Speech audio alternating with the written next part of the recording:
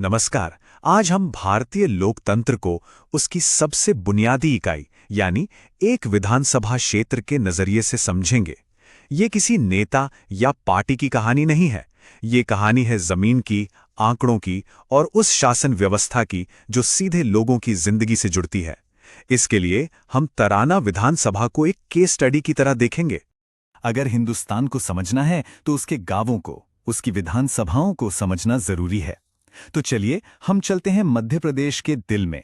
यहीं पर चुनावी गणित और लोगों की उम्मीदों के बीच शासन का असली खाका तैयार होता है। हमारी आज की ये जो पड़ताल है वो इन 6 हिस्सों से गुजरेगी। हम लोकतंत्र की धड़कन से शुरू करेंगे, फिर तराना की जमीनी कहानी को समझेंगे, भरोसे के गणित को जानेंगे, एक स्विंग सीट के तौर पर इसके इतिहास को देखेंगे, शासन के लिए एक ब्लूप्रिंट पर नजर डालेंगे और अंत में समझेंगे कि जनादेश का असली मतलब क्या होता है। तो चलिए शुरू करते हैं पहले हिस्से से। ये कहानी है लोगों की और उस सिस्टम की जो लोकतंत्र की बुनियाद है।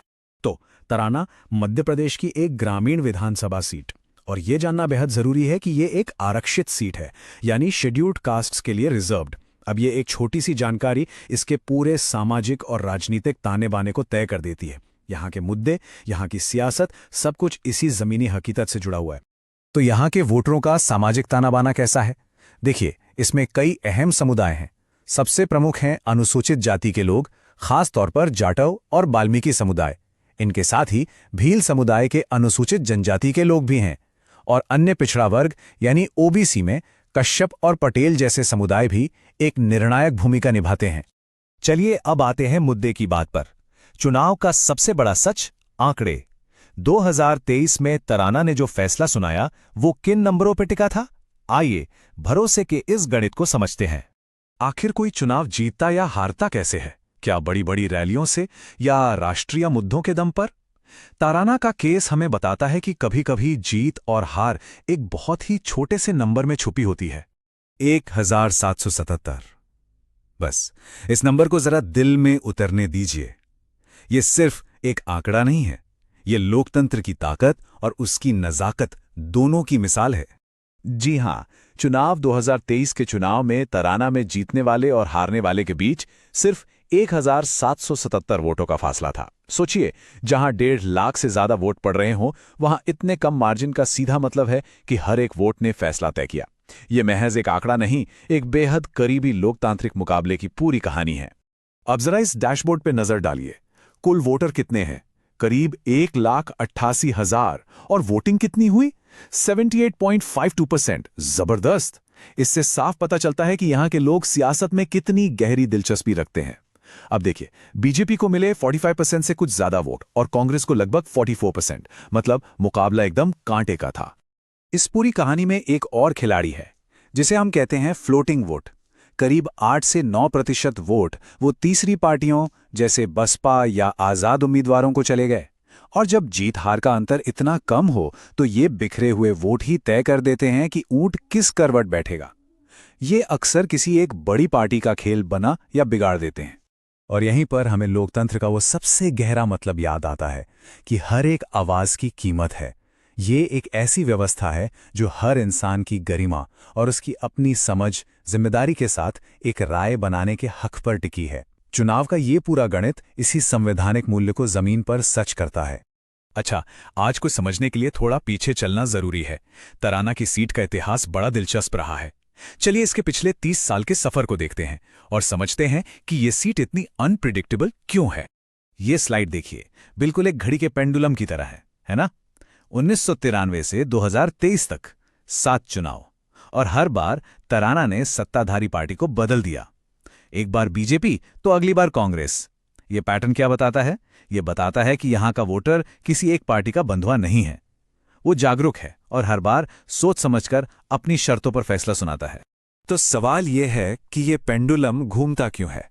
विश्लेषण बताता है कि जब कांग्रेस जीतती है तो अक्सर ये देखा गया है कि दलित वोटरों ने बढ़ चढ़कर हिस्सा लिया है और वोट बटा नहीं है, और चुनाव का फोकस स्थानीय शिकायतों पर रहा है। वहीं दूसरी तरफ बीजेपी की जीत के पीछे उनके कैडर की जबरदस्त मेहनत, ओबीसी वोटों का एक साथ आना और उनका प्रचार तंत्र ज्यादा असरदार रहा है। तो अब तक हमने हालात का जायजा लिया। अब सवाल ये है कि इस विश्लेषण से आगे का रास्ता क्या निकलता है? इन शिकायतों को एक कारगर रणनीति में कैसे बदला जा सकता है? देखिए, सियासत लोगों की रोजमर्रा की जिंदगी से ही निकलती है। तराना में लोगों की सबसे बड़ी शिकायतें क्या हैं? लालपुरा और बिछलपुरा में सिंचाई का पानी नहीं है। तराना शहर में एससी हॉस्टल में कटौती कर दी गई। फतेहपुर और आदमपुरा में सड़कें टूटी पड़ी हैं। नौजवानों के पास काम नहीं है और अनुसूचित जाति के किसान खेती में परेशान हैं। ये हैं असली जमीनी मुद्दे। और यहीं से राजनीति का नैरेटिव यानी कहानी गढ़ी जाती है। एक तरफ विकास का बड़ा नारा हो सकता है, लेकिन जमीन पर उस नारे की टक्कर टूटी सड़कों, बंद होते हॉस्टलों और सूखी नहरों की हकीकत से होती है। और अक्सर स्थानीय हकीकत ही राष्ट्रीय कहानी पर भारी पड़ती है। तो इन दिक्कतों से निपटने के लिए एक 4 सूत्रीय रणनीति का जिक्र है, जिसे चतुर्मुख सिद्धांत कहा गया है। पहला, चुनावी मोर्चा यानी दलित वोटों को जोड़ना और बूथ लेवल पर मैनेजमेंट को मजबूत करना। दूसरा, संगठन यानी पार्टी के ढीले पड़ चुके ढांचे में जान फूंकना। तीसरा, नैरेटिव यानी सरकार की स्थानीय नाकामियों को लोगों के बीच ले जाना। और चौथा, संसाधन यानी प्रचार के लिए सही जगह पर सही तरीके से पैसा लगाना। अब ये रणनीति सिर्फ कागज पर तो नहीं रहेगी। इसे जमीन पर उतारने के लिए 90 दिन का एक एक्शन प्लान है। पहले 30 दिन नींव डालने के, बूथ की टीमें बनाओ, मुद्दों पर बैठकें करो। अगले 30 दिन माहौल बनाने के, यात्राएं निकालो, डिजिटल कैंपेन शुरू करो। और आखिरी 30 दिन आर पार की लड़ाई के, बूथ पर अपने लोग तैनात करो और एक एक वोटर को घर से निकालकर वोट डलवाओ। चलिए अब इस पूरी बातचीत के सार पर आते हैं। तराना का ये केस स्टडी हमें जनादेश के असली मतलब के बारे में क्या सिखाता है? सबसे बड़ा सबक ये है कि शासन आखिरकार हाइपर लोकल होता है, मतलब एकदम स्थानीय।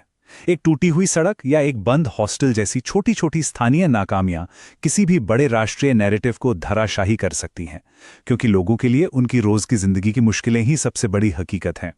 और आज के डिजिटल जमाने में एक बात गांठ बांधने वाली है, वोटरों से कोई भी बात, कोई भी संपर्क उनकी निजता का सम्मान करते हुए होना चाहिए, उनकी सहमति के बिना नहीं। ये हमारे डेटा संरक्षण कानून की भी बुनियाद है। राजनीतिक संवाद को हमेशा कानूनी और नैतिक दायरे में रहना ही चाहिए। तो आखिर में ये सवाल हमारे सामने खड़ा है, क्या असली जनादेश सिर्फ एक चुनाव जीत लेना है, या फिर भरोसे का एक ऐसा सिस्टम बनाना है जो रोज बरोज लोगों से किए गए वादों को पूरा करें?